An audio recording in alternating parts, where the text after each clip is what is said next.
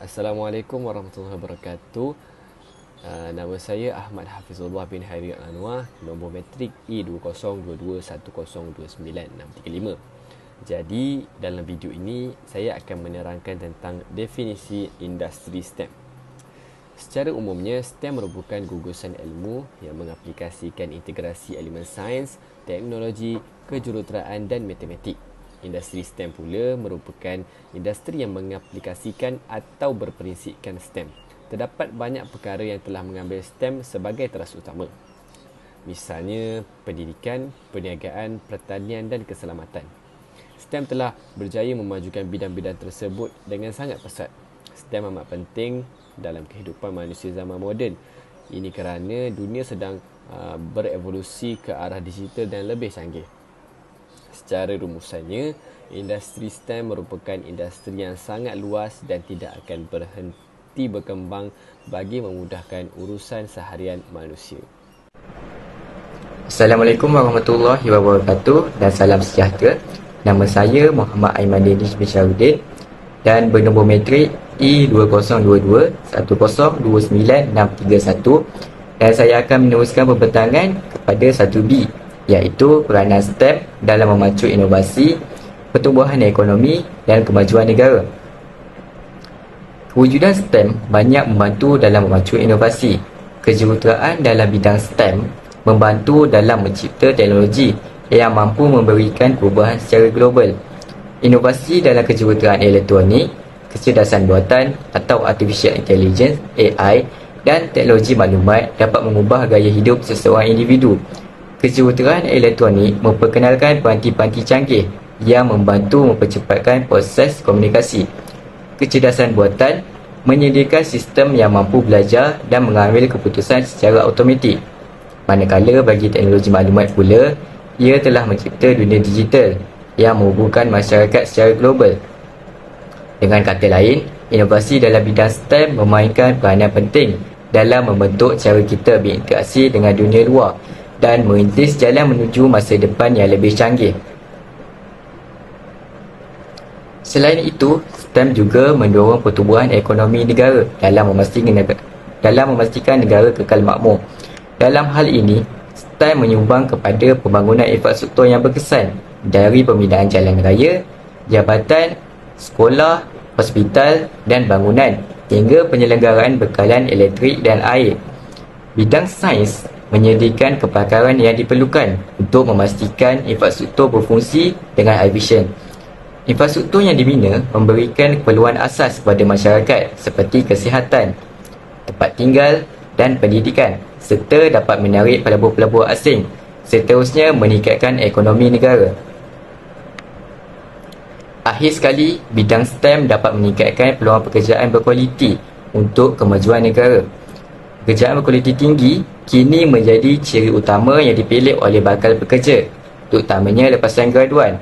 Kemahiran STEM membina peluang pekerjaan seperti sains data, kejuruteraan lanjutan dan pembangunan perisian.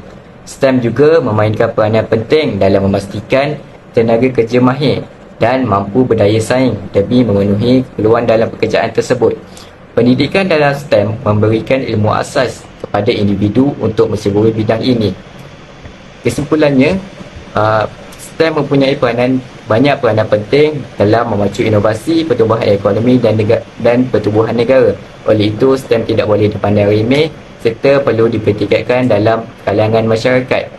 Itu sahaja daripada saya. Terima kasih. Hai semua, nama saya Chin Kai Sian, nombor metrik E2022102961. Saya akan membentangkan infografik atau poster yang telah dihasilkan oleh kumpulan kami. Jadi kumpulan kami telah memilih untuk menghasilkan poster STEM dalam perubatan. Dalam sektor perubatan ini, ia menggunakan empat jurusan dalam STEM, iaitu sains, teknologi, engineering atau kejuruteraan dan yang terakhir ialah matematik. Pertamanya, S atau sains merujuk kepada asas kepada teori operasi peralatan perubatan. Contohnya, NMR, Nuclear Magnetic Resonance Machine, menggunakan konsep magnetik dan juga nuklear. dalam mesin tersebut. Jadi ia ialah asas untuk operasi peralatan tersebut. Yang kedua ialah teknologi T, di mana teknologi telah membantu untuk meningkatkan kecekapan dan had keupayaan diagnosis. Contohnya dengan bantuan internet, komputer dan juga coding dan sebagainya, ia dapat membantu mencepatkan atau dan merealisasikan konsep sains yang dinyatakan tadi untuk menghasilkan mesin yang boleh berfungsi. Seterusnya, E, kejuruteraan, merujuk kepada reka bentuk dan optimumkan peralatan perubatan. Dengan kejuruteraan, idea untuk membina mesin tersebut dengan gabungan sains dan teknologi dapat dihasilkan secara realistik dan ada bentuk fizikalnya. Dan yang terakhir ialah matematik M, di mana pemodelan dan analisis data untuk hasil yang lebih tepat dapat diperolehi. Graf ataupun data berangka boleh digunakan untuk membantu doktor atau pekerja dalam bidang perubatan untuk memahami dan mengenali keadaan pesakit tersebut dan boleh lagi tepat untuk merawat pesakit tersebut. Jadi inilah 4 jurusan dalam STEM yang saling berkaitan dalam bidang perubatan. Assalamualaikum warahmatullahi wabarakatuh, dan nama saya Muhammad Amir Adli bin Muhammad Faizi. Jadi saya akan menerangkan contoh khusus tentang bagaimana kemajuan STEM telah mempengaruhi dan mengubah sektor perubatan.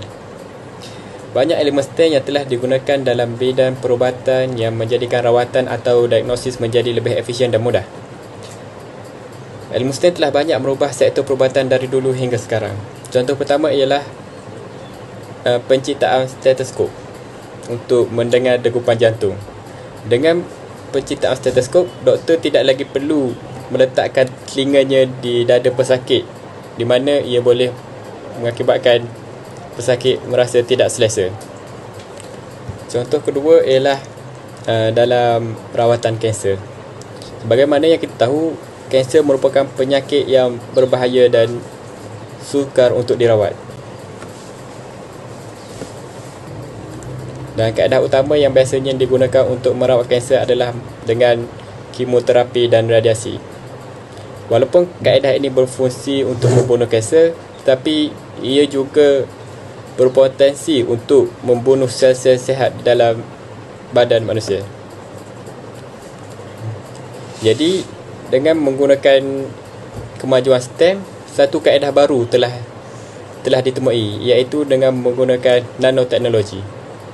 Nanoteknologi merupakan teknologi yang sangat kecil, di mana ia boleh dimasukkan ke dalam salur darah manusia, dan kita boleh setkan dia untuk pergi ke mana.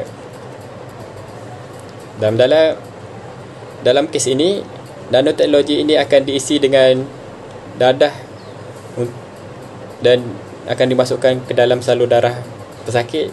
Seterusnya, nanoteknologi ini akan membawa dadah tersebut akan ditujukan kepada sel-sel kanser dan melepaskan dadah tersebut ke dalam sel kanser tersebut.